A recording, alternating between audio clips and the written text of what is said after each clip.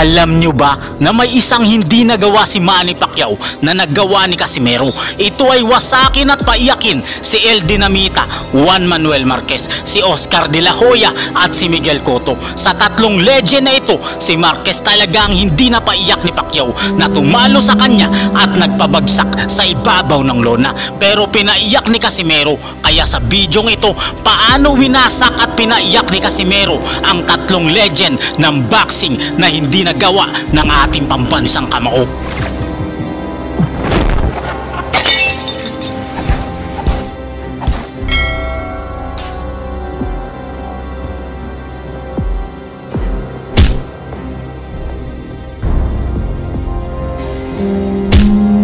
Matapos na brutal na pabagsakin ang ating pambansang kamao ni Juan Manuel Marquez, ay napakarami talagang Pilipino ang nainis dito. Sinumpa siya ng napakaraming Pilipino boxing fans dahil pagkatapos niyang manalo ay ayaw niya nang lumaban sa ating pambansang kamao. Pero sa bidyong ito ay ipapakita ko sa inyo kung paano siya pinaiyak ni Cuadro Alas Janrel Casimero nang brutal na talunin ng ating pambato ang isang anak-anakan ni Marquez na isa ring Meksikano. Ya no más. ¿Por qué? Porque los robos que me habían hecho 100 millones sobre la mesa para ir a pelear con Pacquiao en las Filipinas y les dije, oye, es mucho dinero. Napamura na lang si Marquez nang talunin at wasakin ni Cuadro Alas Janrel Casimero ang kanyang paboritong boksingero.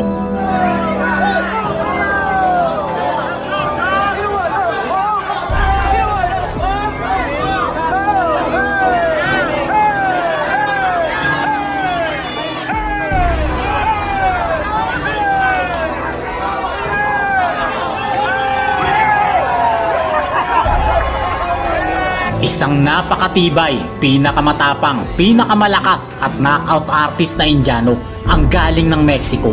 Ito po ay isang Indian-Mexican na bata ni El Dinamita, Juan Manuel Marquez, ang brutal na tumalo sa ating pambansang kamao. Ang boksingerong ito ay inakalang kayang tapusin si Cuadro Alas Janrel Casimero. Pero ang mandirigmang Indianong ito ay pinaglaruan lang at winasak lang po ng ating pambato.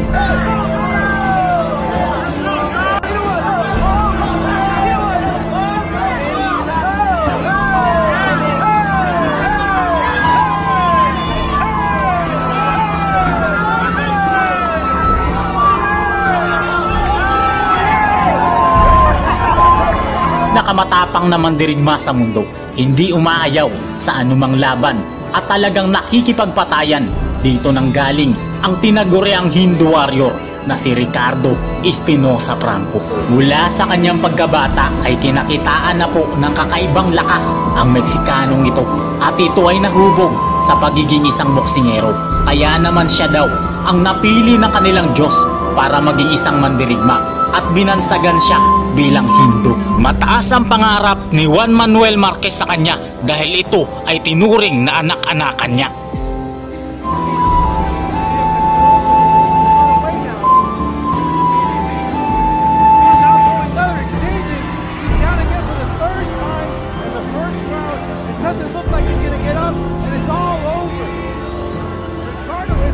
Back to winning ways.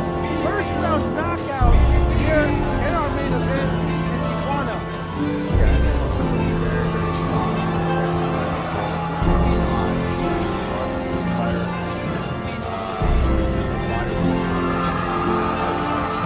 Ang kanya mga nakalaban ay isa-isa niyang tinapos sa pamamagitan ng KO at ang iba ay kanyang pinasuko.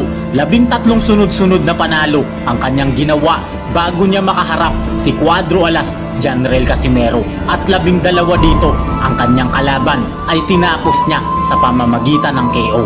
Kaya hindi po basta-basta ang boksingerong ito. Naging knockout artist at number 2 sa WBO ranking ng Bantamweight Division. Kaya napakalakas po ng boksingerong ito. Dahil sa kanyang lakas at husay noong panahon na yon ay kinuha siya para maging alaga ng isang alamat na Mexicanong boksingero. Walang iba kundi si El Dinamita, Juan Manuel Marquez. Ayon sa kanila, si Ricardo Espinosa Franco ang magiging susunod na muka ng boxing sa bansang Mexico. Kaya naman kumpiyansa talaga ang Indianong Mexicanong ito na kayang-kaya niyang tapusin si Cuadro Alas Janrel Casimero. Kung baga sa sisiw mga kaibigan ay nagbibilang na kagad siya kahit di pa napipisa ang itlog at panalo na kagad siya kahit hindi pa sila naglalaban ng ating pambato na si Cuadro Alas Janrel Casimero. Isa siyang knockout artist at sa katunayan, bago niya makaharap si Janrel Casimero ay meron siyang 13 winning streak at 12 dito ang mga kalaban ay natulog sa ibabaw ng lona. Ang kanyang huling na kalaban bago niya harapin si Cuadro Alas ay isa ring dekalibreng boksingero na si Ricardo Nunez at tulad ng inaasahan, nakatulog din ito ng nakatayo sa lakas ng suntok ng Hindu Warrior.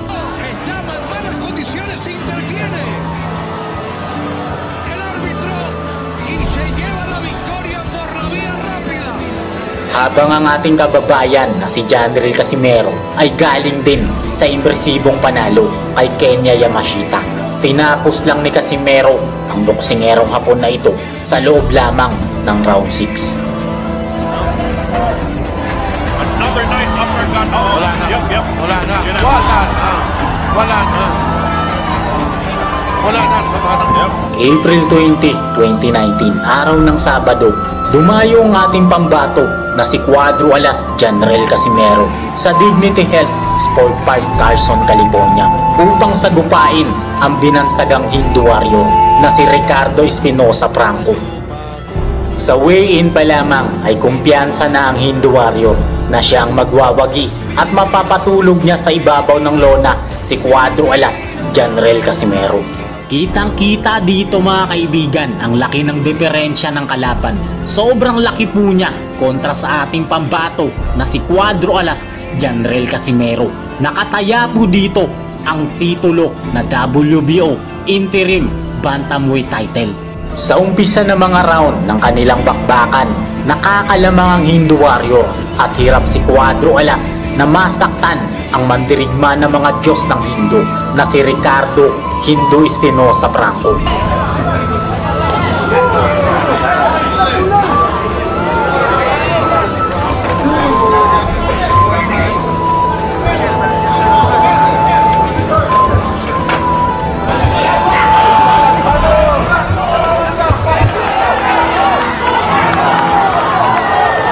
Ngunit sa pagdating ng round 6, sunod-sunod na kombinasyon ang pinakawala ni Cuadro Alas Janrel Casimero at isang mabigat na right hook ang nagpabagsak sa napakamakapangyarihang Hindu Warrior. Mula sa round 6 ay nakontrol na ni Cuadro Alas ang takbo ng laban at take note, lumaban si Janrel Casimero dito nang wala ang kanyang head coach. Tangi ang kanyang catman na si Stephen Lunas lamang ang nasa kanyang corner. Kaya dito mo masasabi na talagang napakagaling at isang talentadong boksingero si Cuadro Alas Janrel Casimero. Sa round 11, muli na namang napabagsak ni Casimero ang mandirigmang Hindu ng Mexico. Ngunit hindi ito binilangan ng referee. Kaya sa round 12, tinapos na ni Cuadro Alas Janrel Casimero ang napili daw ng Diyos ng mga Hindu na isang makapangyarihang Mexican Hindu Warrior.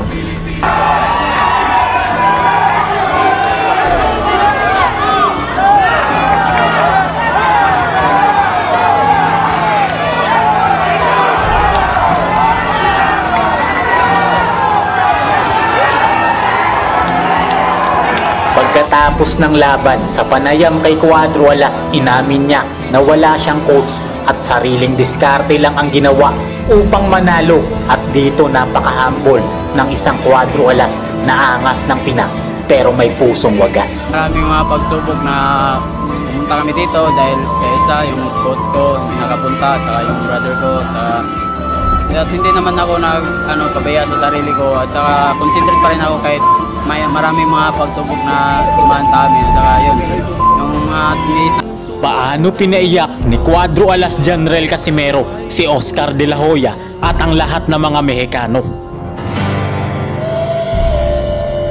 Isang Mexican boxer ang sobrang tibay. Sa tindi po ng Mexikanong boksingerong ito mga kaibigan, binansagan siyang Cobra King ng bansang Mexico at dahil sa kanyang husay, kinuha siya para maging alaga ni Oscar De La Hoya sa Golden Boy promotion. Nakatadhana na sana ang pagsikat niya bilang susunod na mukha ng boxing sa bansang Mexico. Ngunit ang kanyang pangarap na sumikat palalo ay biglang naglaho ng kanyang makatapat si Cuadro Alas Janrel Casimero na ating pambato. Parang saging na natumba ang Cobra King ng Mexico nang makatikim ng isang napakalakas na suntok galing kay Cuadro Alas Janrel Casimero.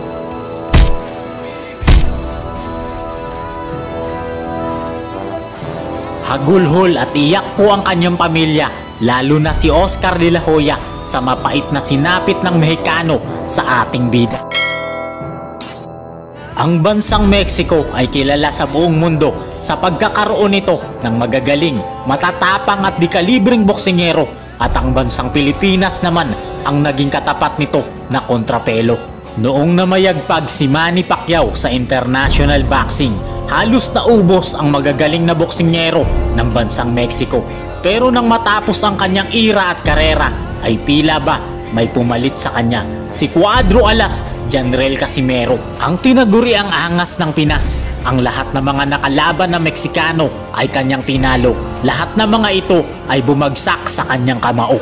Mula kay Pedro Guevara, isang undefeated na Meksikano, ang saging na nabuwal nang makatikim ng isang napakalakas na suntok galing kay Cuadro Alas Janrel Casimero.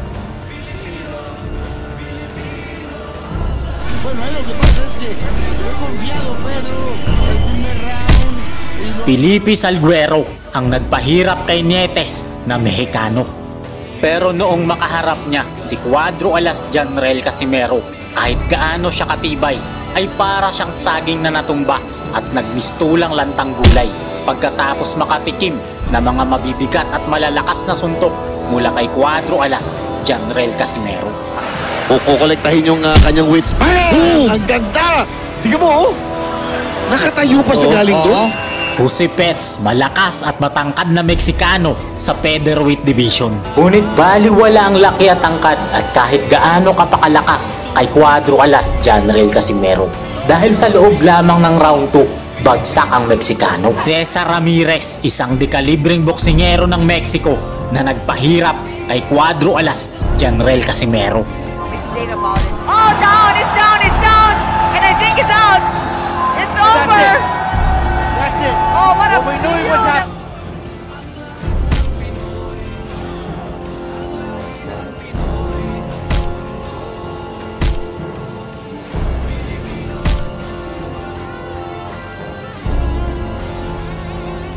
Lahat ng mga Mexicanong ito ay tinapos ni Casimero, pinabagsak gamit ang kanyang napakalakas na kamao.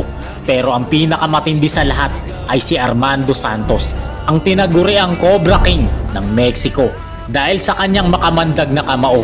At take note mga kaibigan, dahil sa husay nito, ito ay alaga ni Oscar De La Hoya sa Golden Boy promotion. Ito sana yung boksingero na magiging superstar, susunod na mukha ng boxing sa bansang Mexico, bago tinapos at winasak ni Cuadro Alas Janrel Casimero. Sa galing ng boksingerong ito mga kaibigan, pinapabagsak nito ang mga halimaw na kanya makatapat. Malakobra ang kamandag ng kanyang kamao, kaya hinangaan siya at sikat na sikat sa mga diwatang ringer ng boksingero. Araw ng Sabado, December 13, taong 2014. Dumayo ang ating kababayan na si Cuadro Alas Janrel Casimero sa balwarte ng kalaban sa Salon Las Palmas, Nuevo Leon, Mexico, upang harapin ang bata ni Oscar De La Hoya dito, ang makamandag ng Cobra ng Mexico na si Armando Santos.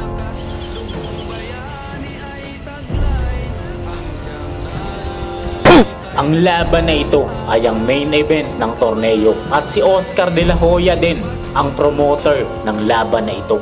Underdog pa si Janrel Casimero dito at inakala talaga ng mga Mexicano na mananalo talaga ang kanilang pambato. Pero di nila alam, nagugulati ni Cuadro Alas Janrel Casimero si Oscar De La Hoya at ang lahat ng Mexicano na nanunood ng laban sa venue. Nagsimula na ang kanilang laban sa round 1 at kitang-kita ang lakas ni Janrel Casimero na na-overpower niya ang kobra na boksingero ng mga Mexicano.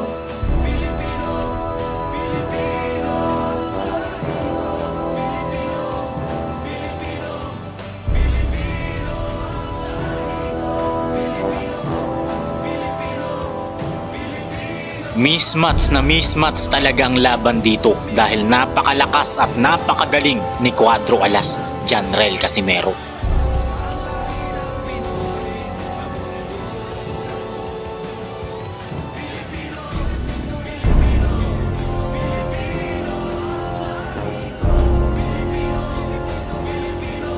Nakakasuntok naman ang kobra ng Mexico, kaya lang paisa-isa lang ito.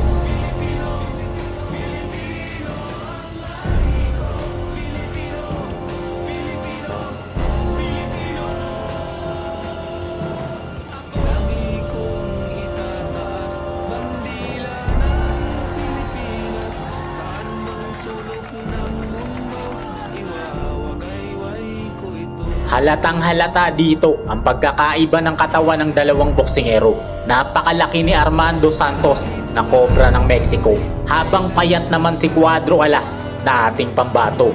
Pero mas madiin pa rin talaga ang mga suntok ni Janrel Casimero.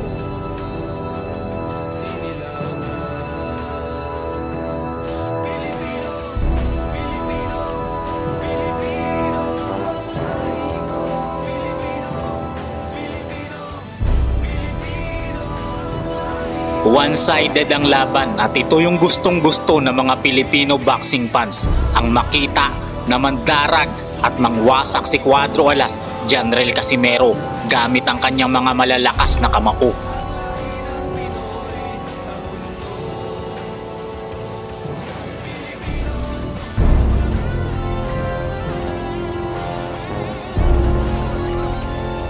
Hindi naman basta-basta nagpapatalo ang kobra ng Mexico at pinapakita na rin na kaya niyang manalo laban kay Cuadro Alas, Janrel Casimero.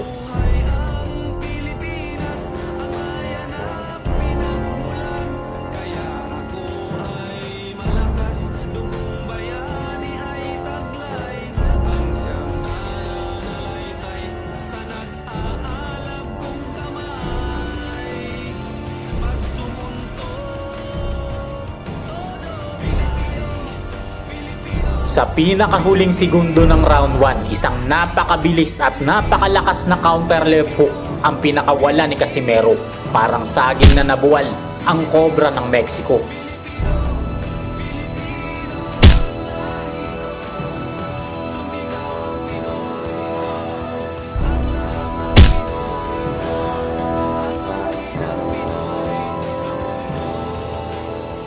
Binilangan ito ng referee at nakatayo pa, pero halatang halata na hilong-hilo na siya. Tumunog na ang bell, kaya nakaligtas pa ang kobra. Sa round 2, parang bombang sumabog si Cuadro Alas, Janrel Casimero. Nagpakawala ng kaliwat kanang suntok na muling nagpatumba sa kobra ng Mexico. Binilangan siya ng referee, pero ang makamandag na kobra na si Armando Santos ay hindi na nagawang makatayo pa sa bilang ng referee. Iyak ang kanyang pamilya, lalong-lalo na si Oscar De La Hoya sa mapait na sinapit na pagkatalo niya sa ating bida. Lagi kong itataas bandila ng Pilipinas, saan mang sulok ng mundo, iwawagayway ko ito.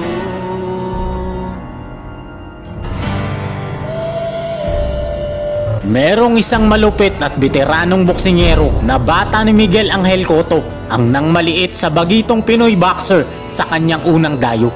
Ang bagitong Pinoy boxer na ito ay walang iba kundi si Cuadro Alas, Janrel Casimero. Napakatindi ng ginawa ni Janrel Casimero sa kanyang unang dayo, mga kaibigan, dahil ang bata ni Miguel Cotto na nang maliit at nanakot sa kanya ay muntik niyang mapatay sa kanilang laban. Napakalakas na suntok ang pinakawalan ng batang Casimero na sumapul sa panga ng bata ni Cotto. At kahit gaano ito katibay at veterano, para itong trosong natumba ng makatikim ng kamao ng ating pambato. Iyak si Miguel Angel Cotto at ang lahat ng tao na nanunood sa arena sa mapait na pagkatalo na sinapit ng kanilang alaga. Ang batang si Cuadro Alas ay minamaliit at tinatakot-takot lang noon bago siya maging angas ng Pinas. Kaya naman ang negro na kanyang nakalaban ay muntik niyang mapatay at ang pamilya nito sa iyak ay halos mahimatay. Ating balikan ang unang dayo ni Cuadro Alas Janrel Casimero noong siya ay minamaliit at tinatakot-takot lang dahil siya ay bagito. Araw ng Sabado, December 19, taong 2009, dumayo ang bagito nating pambato na 19 anyos lamang noon na si Janrel Casimero sa Estadio Nacional, Managua, bansang Nicaragua para harapin ang veteranong kampyon ng interim WBO Light Flyweight Division, ang Colombian boxer na si Cesar Cachilla. Meron itong kartada na 28 na panalo, 2 lamang po ang kanyang talo.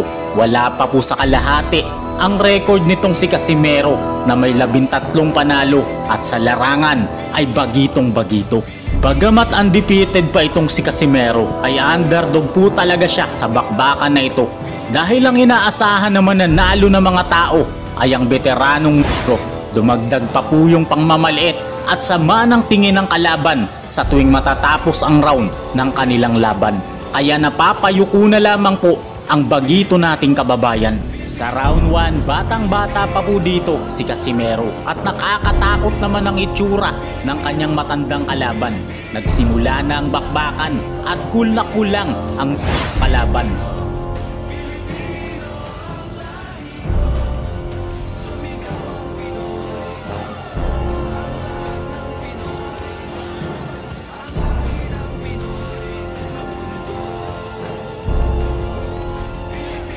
Nagpakitang gilas agad ang bagitong si Casimero at ginamit ang liksi at bigat ng kamao.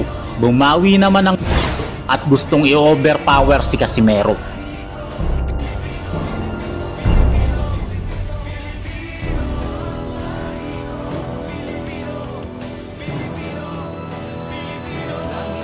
Dito ay parang nagpakitang gilas agad ang ating kababayan, nagpakawala ng sunod-sunod na suntok na tumama sa kalaban.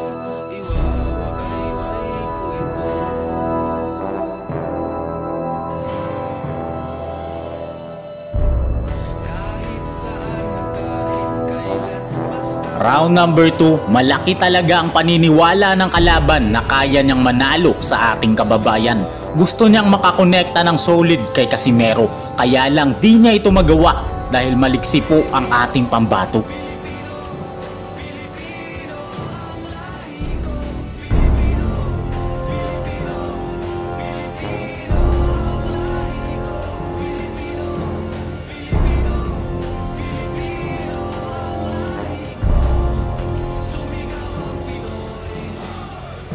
Sa huling segundo ng round 2, bumanat si Casimero ng mga solidong suntok. Nag-angas naman ang kalaban at baliwala daw, hindi daw siya nasaktan. Sa round number 3, tuloy ang bakbakan at parang walang gustong sumuko at magpatalo sa dalawang naglalaban.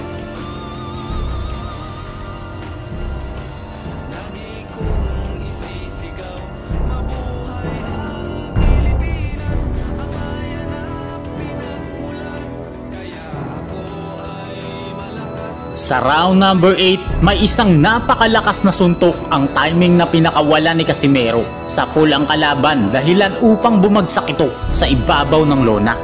Round number 9, nakarecover na ang veteranong si Cachilla. Siya pa ang agresibo at sumusuntok kay Casimero pero nag-aantay lang po si Casimero ng tamang tiyempo.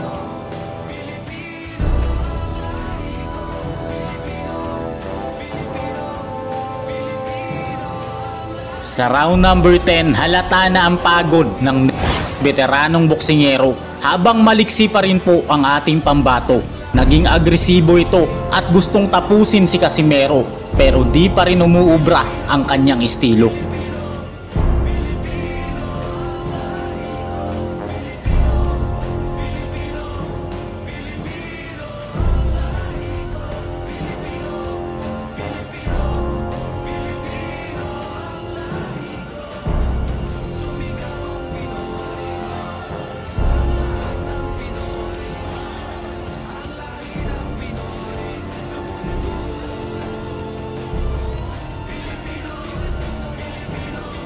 Round number 11, dito natatapusin ng bagitong si Cuadro Alas ang veteranong kalaban.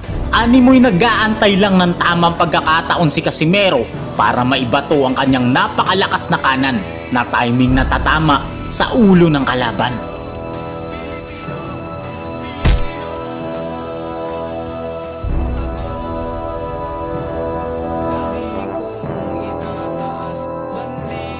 Tumayo ito at binilangan ng referee pero sabi niya ay baliwala daw at hindi siya nasaktan kaya tuloy ang kanilang laban.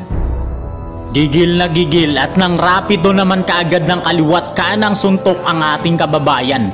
Ang huling suntok na kanyang pinakawalan na tumama sa ulo ng kalaban ang tuluyang tumapos sa kanilang laban.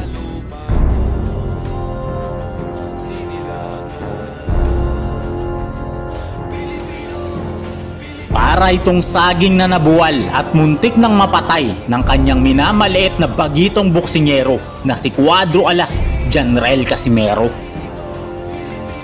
Iyak si Miguel Angel Cotto at ang lahat ng tao na nanunood sa arena sa mapait na pagkatalo na sinapit ng kanilang alaga.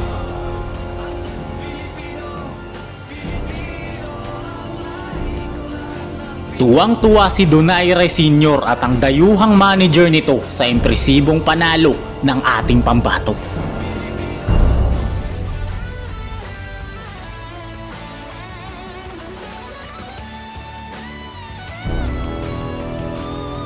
Ilang minuto namang nakahiga yung veteranong kalaban ni Casimero kaya sinuri ito ng doktor kung okay pa ba ang kalagayan nito.